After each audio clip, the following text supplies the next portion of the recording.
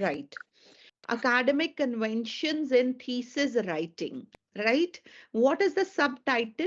Essential guidelines for academic success. How we can achieve academic success when we follow the academic conventions. This is one of the three topics of Unit 1. The first is on academic vocabulary, the second is academic conventions, and the third one is effective reading techniques. Now, coming to an introduction to the academic conventions. What is the definition of academic convention? What are academic conventions? Academic conventions are the formal rules and practices which are crucial, which are important, urgent for academic writing.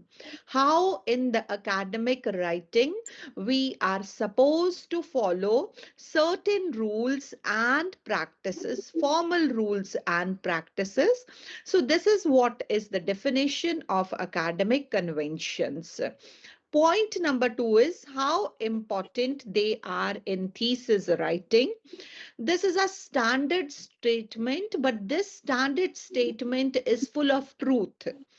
Every, let it be following academic conventions, let it be proper writing techniques, let it be formatting. So all this, it makes sure that there is clarity, precision, accuracy, and academic credibility. Now, what is the meaning of academic credibility? By academic credibility, we believe that people should have confidence in my scholarly work.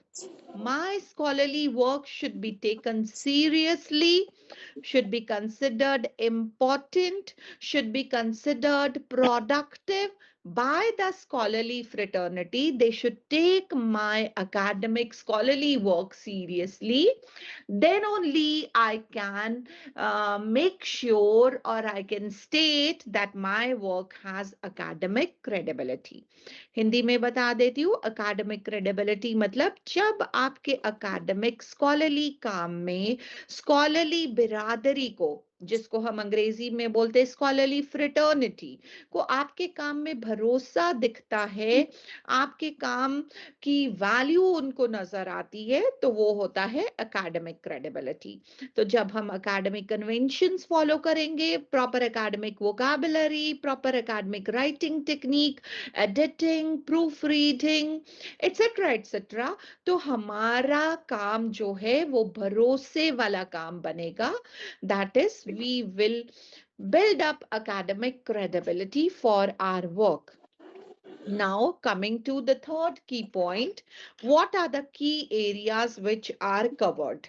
Our focus should be on grammar, on tone, academic tone, structure, style, and argument.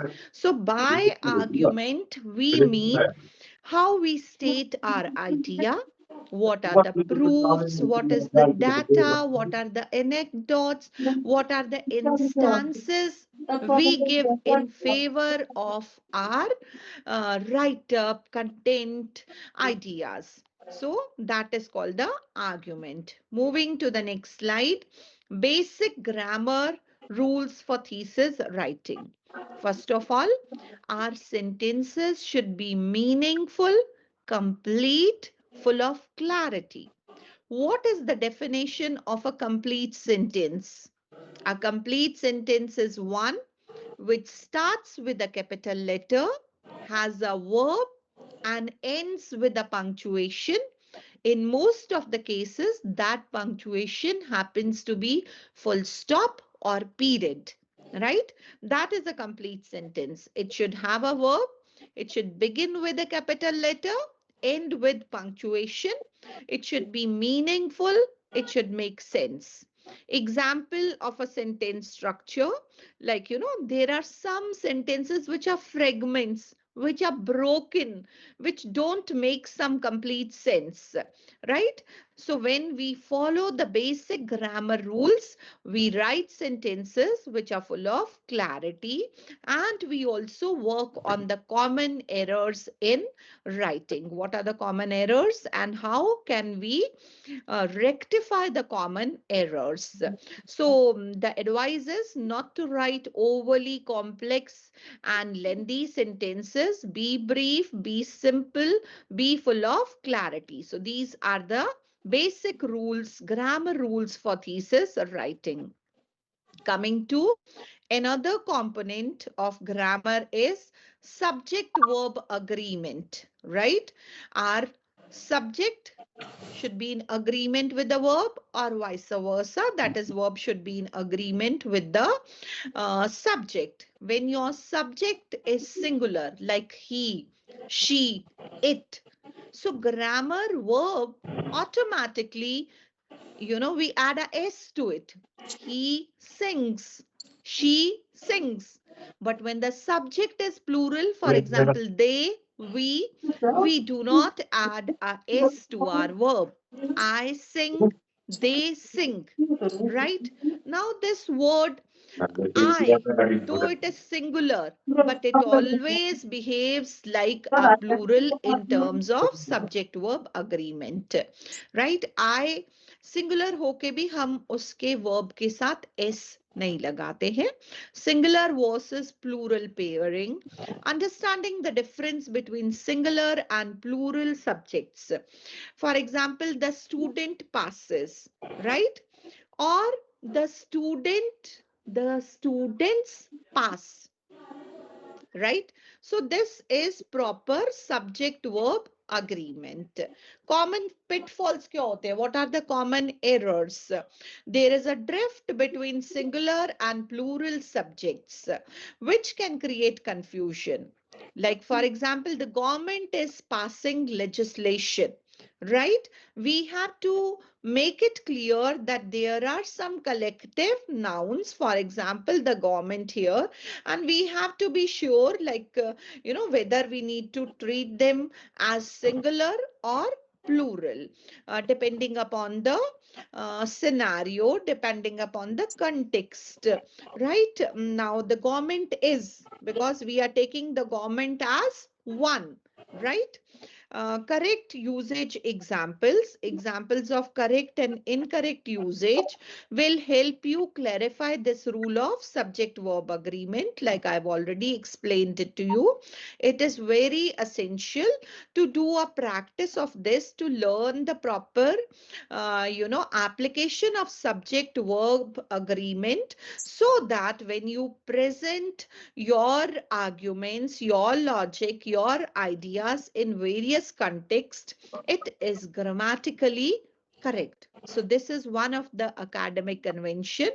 You should use correct grammar in your expressions.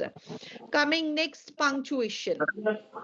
We had a separate lecture on punctuation, but punctuation is one of the academic convention. We need to follow the appropriate use of punctuation, right? We should refrain or stay away from using excessive exclamation mark, like we write commonly when we write text messages or personal messages. We use lot of exclamation marks for the dramatic effect.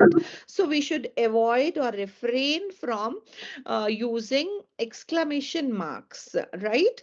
Also, like punctuations, like dashes, that also we should not use in indiscriminately. So common usage of, for example, if I am talking about use commas, where are we supposed to use the commas? We are going to use the commas to denote weak pauses, right? Where there is a weak pause, there is a brief pause, we use a comma. Dashes and exclamation marks, I've already stated, avoid using dashes in formal writing, and limit the usage of exclamation mark until and unless it is a quoted excerpt, that there is an exclamation mark, we cannot avoid it. Colons and semicolons, where when we are supposed to use them, we are supposed to use them to link compound words wherever there are compound words, or closely related independent clauses effectively.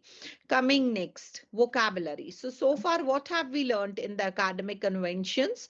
Let me give you a brief revision of it. The first is like usage of proper grammar, usage of proper, second is usage of proper punctuation mark, and we come ahead to vocabulary precision in academic writing. Precision means accuracy. So what is the first thing? Common vocabulary confusions जो होते हैं. For example, there is a set of word like affect and effect, principle, PLE, and PAL. Now this principle, PRINCIPLE, this is Siddhant. This is, particular theory. Whereas PAL, that is the head of the institution. So these are homonyms. We should be very clear in the usage of such kind of vocabulary. THEIR there and THERE there. ठीक है, THERE there, it denotes a direction, a place, right? And similarly, we should make a precision, accuracy in terms of selection of vocabulary. We should use subject specific vocabulary also to maintain clarity and avoid confusion. What are the common mistakes usually the scholars use? What do they do? They repeatedly use the same set of words, right? And they they aren't very precise with their vocabulary. They do not make a correct selection of or appropriate selection of vocabulary. So the third academic convention is usage of appropriate and vocabulary of precision. Coming next is using apostrophes correctly. How are we going to use apostrophes? जो ऊपर हम comma लगाते हैं, that's called apostrophe. Like when I say the scholars, scholar के बाद ऊपर apostrophe लगा के s लगा देती हूँ कि scholar का. Possessive case, for example, the student's book, right? And secondly is when I am saying, when we are using plural possessive forms like the students' assignments. Okay, so we should be very clear. We should check, recheck to make a correct usage of that. Do not use contractions. हमें बहुत I'm so sorry. We are in a habit of using the contractions. Okay, so we should not use the contractions. For example, don't, can't. So we should use full forms, that is do not, right? So these are the how to make use of apostrophe very correctly. Right now, coming to supposedly formal style conventions in terms of using the numbers, using the dates, centuries, decades. How are we supposed to go ahead? When we are writing numbers below 100, we should write them in words. 10 students. Numbers from 100 to 300, right? We can express, these are called the large numbers. We can express them in the digital form, 300. Now, conventional date formatting. Okay, the standard format is 11th April 2012. This is how we are supposed to write the day and the month and then the year.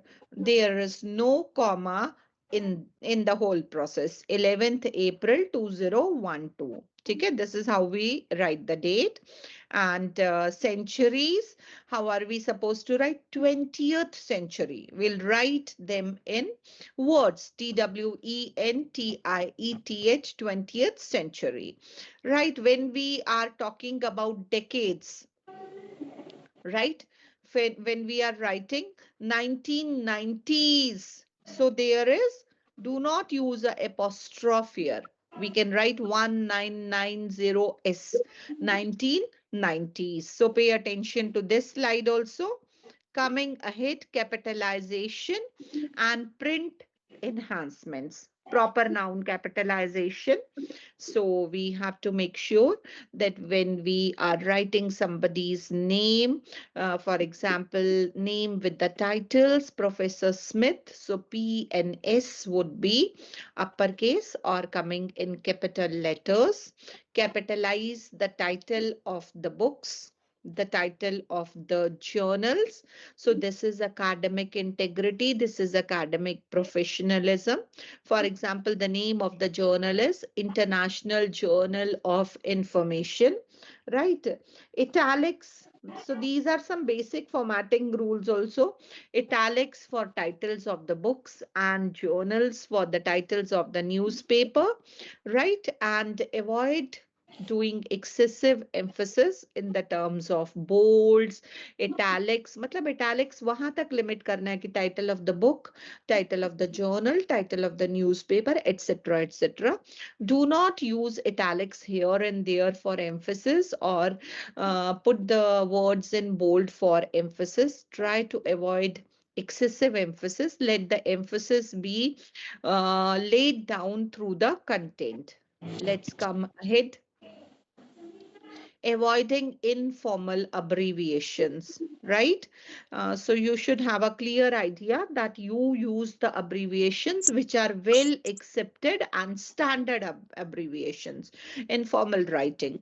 Then there are some short forms like IE, EG. You should know. You know what does IE stands for? It means that is. EG stands for example. Again, we are repeating, avoid contractions. Instead of writing can't, write cannot. Instead of writing don't, write do not. Right? Limit the usage of abbreviations. Use the abbreviations which are standard and well accepted throughout the world. Maintain formal tone in your thesis writing. The language, the sentence structure, follow academic conventions, use academic vocabulary, do not use informal expression, use subject or domain specific vocabulary, do not maintain a personal tone. Your thesis, you are not supposed to write, this is my thesis. I, we, personal pronouns nahi use karenge, because your thesis is a product of so much of research which you are using in the thesis which you are writing. It is the thesis. It is not my thesis. It is the thesis. Because जो thesis आप लिख रहे हो उसमें आपके supervisor बहुत बड़े भागीदार हैं, और उसमें आपने बहुत सारे क्रिटिक्स, बहुत सारी प्रीवियस रिसर्च को कोट करा है. सो एकेडमिक इंटेग्रिटी ये कहती है कि हम personal pronoun like I, we, my thesis नहीं यूज करेंगे. The thesis, this research work we are going to use. Make good use of connectors, right? However, in addition to connecting words जो होते हैं, when you shift from one idea to another, let there be smooth transition of the ideas. Coming to how do you make up a paragraph? What is the structure of paragraph and how do you develop that paragraph? Start with a clear topic sentence. Introduce the main idea clearly at the beginning so that your first sentence in which your main idea is stated, that becomes your topic sentence. After you have written your topic sentence, you need to give detailed explanations, evidence, and relevant examples, and expand the idea which you have stated in the topic sentence. Then what you're supposed to do? Wrap up your paragraph and make a concluding statement before you lead to another point in your next paragraph. Maintain the length and the flow. Be very good with your words. Make a judicious use of your word. Use transitions between the paragraph connecting words so that there is smooth flow of idea. Linking ideas between the paragraph. Use connectors like therefore, as a result of, due to, to guide your readers through your arguments. Let there be coherency and cohesion in your content, right? So when you are you can make use of certain phrases when you are referring to the earlier points to build up your readers understanding, right? So this was about the uh, academic conventions. The last one of it is how to conclude. So, just to recapitulate, we started with what are the academic conventions? First, use proper grammar. Second, proper vocabulary. Third, proper punctuation, right? And then writing how to transition, right? How to write an introduction and how to write an effective conclusion. How to write an effective conclusion? Summarize the main arguments very briefly as presented in your chapter or in your thesis. Always connect your conclusion with your introduction, right? Avoid any new arguments in your conclusion. This is very valid and important point. Avoid new arguments because conclusion is to conclude what you have already discussed. Focus on what has already been discussed, and you have to be very careful that you do not repeat.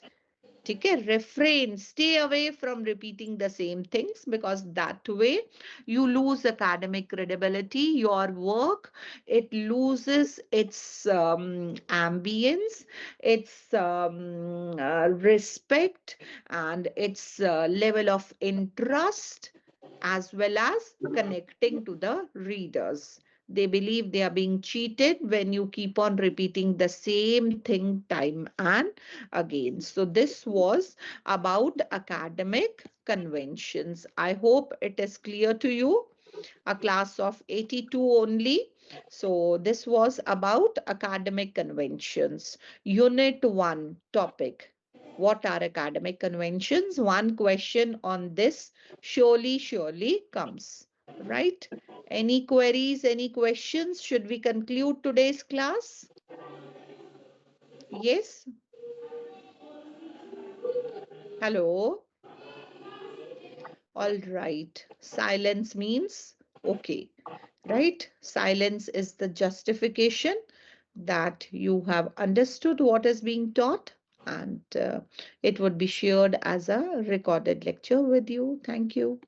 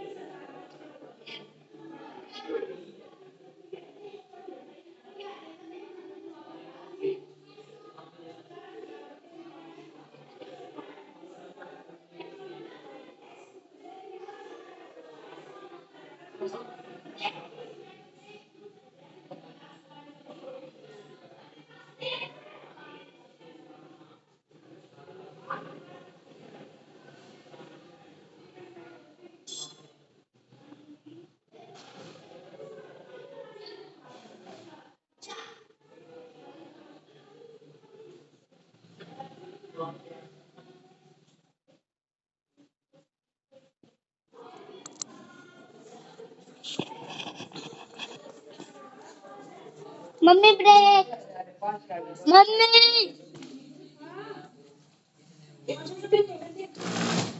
रुक रखी है कब की bye के दो bye